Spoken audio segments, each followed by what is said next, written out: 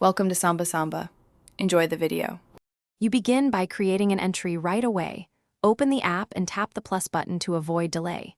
Choose the date, and if needed, adjust time. Pick a mood icon and 1-3 tags so you can find this later. Make a short headline, then type the first 1-2 sentences to capture the moment. Once done, enable autosave and set an optional lock screen passcode for privacy.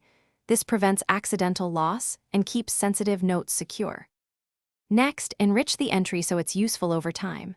Add photos or a quick voice memo, attach files and drag to reorder them for flow. Use a template or prompt when you want structure, gratitude, goals, or work notes, because templates speed consistent journaling. Apply tags, location, and starred status to build meaningful filters. Make sure to sync now if you use cloud backup. Syncing prevents version conflicts across devices and explains why organization matters. Finish by reviewing and exporting your entries for safekeeping. Preview the day, edit anything that reads awkwardly, and export to PDF or plain text if you want offline backup.